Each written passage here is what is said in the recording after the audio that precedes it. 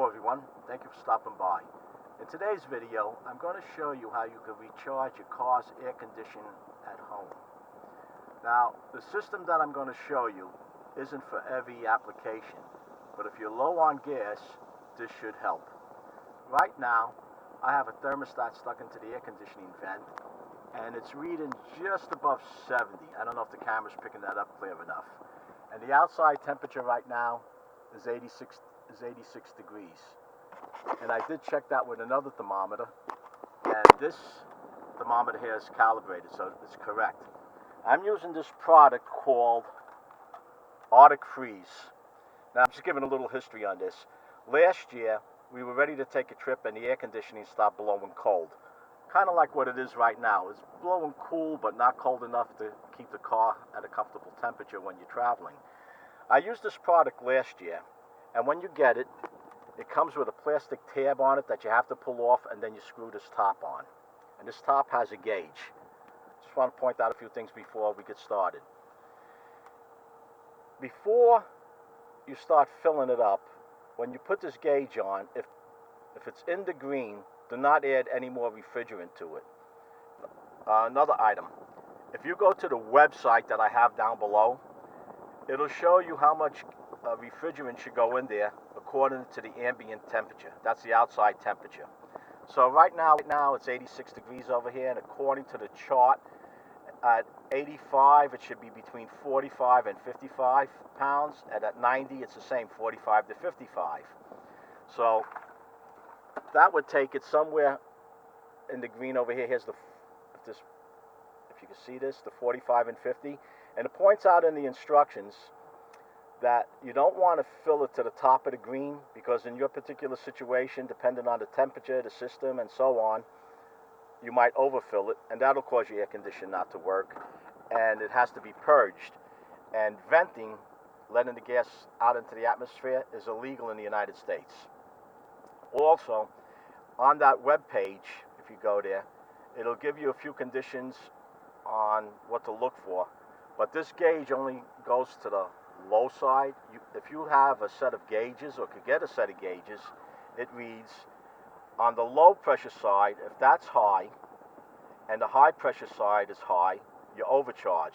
On this, it'll show you that it's in the high green or the red. On the low side, if it's low, and the high side, if it's high, your system needs service. You might have a possible blockage of an expansion valve, and you have to bring it to a shop.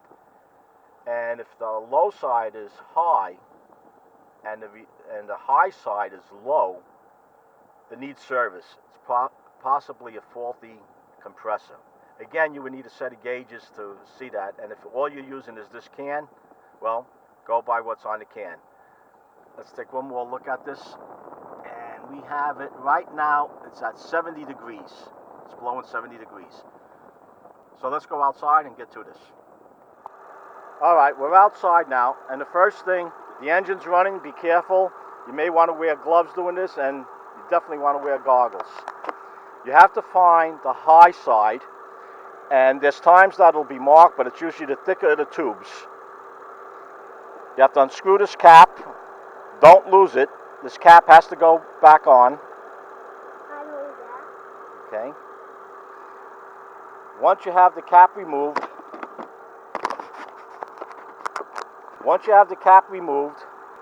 take the can.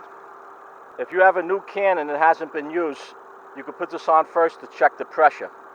But I have this on, I'm not unscrewing it. Take the can, the directions say to shake it well. Okay? Very easy to put on.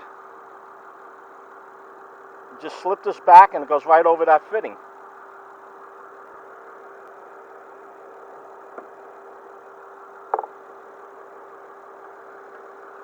Now, if you can read, trying to get that gauge there. If you can see that gauge, it's just below where it has to be. According to the chart, with my ambient temperature, this should be around 46. So I do have to add gas into it. The directions say to keep it at 12 o'clock, which is a little difficult. It's a little too long for my engine bay, but keep it at 12 o'clock. Johnny. Okay. Okay, we had a little camera mishap. The directions say to keep it at 12 o'clock and shake it as you're filling it. After 15 seconds on the trigger to release it, turn it to a 3 o'clock position, give it a little bit more, shake it as it's going, go back, and constantly check your pressure gauge. So here we go. As the gas is going in, it reads less. Now I don't know if there's going to be enough in this can because I did use this before.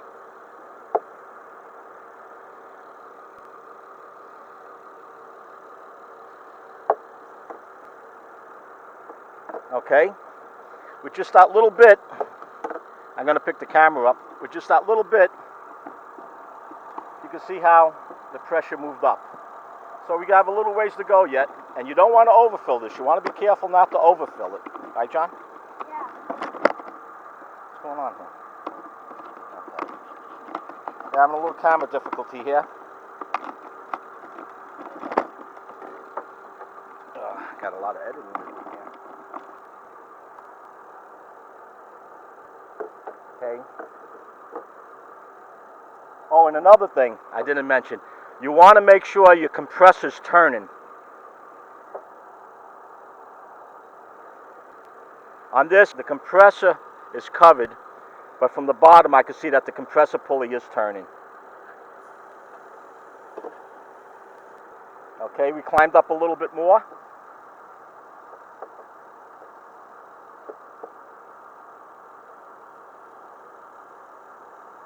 Okay, it seems like it's only going up to 35. I might not have enough gas in this can. No, it's climbing. It's holding. I can only get it up to 35. I think I might be out.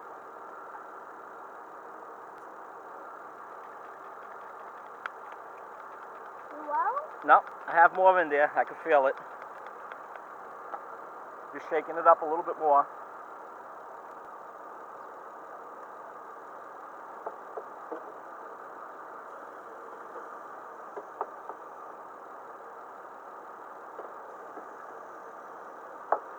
You can hear it going in.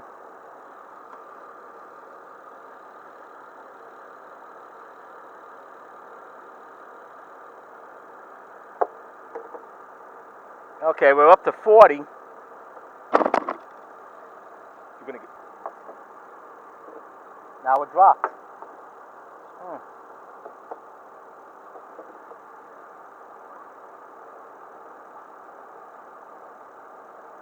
Is that the cap? Yeah.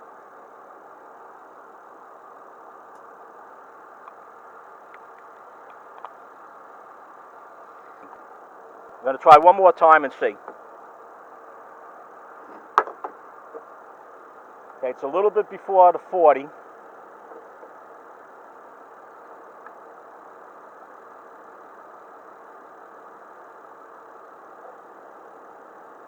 Now it's up to 40 again. Squeezing it out. Okay, that's about as good as I'm going to get out of this can. So to release this, again, you just pull up on the valve. Screw this back on. Tight, hand tight though, don't put a wrench on this, it's plastic. This Arctic Freeze, I think I paid $30 or $32 last year, I don't remember. For me last year it was worth it. I didn't have to wait a week to get into the shop because I needed the car the next day, and it did work. Now let's go inside and see if it's cooling off.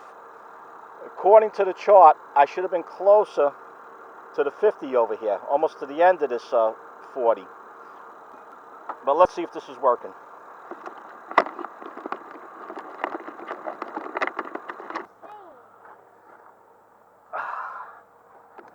Oh, you can feel the difference. Now, this is probably still a little shy on the amount of refrigerant that you could definitely feel it as you come in the car. And a few other things.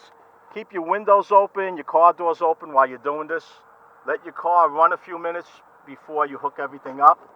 And we can see now, if the camera could pick this up, it's reading 50 degrees.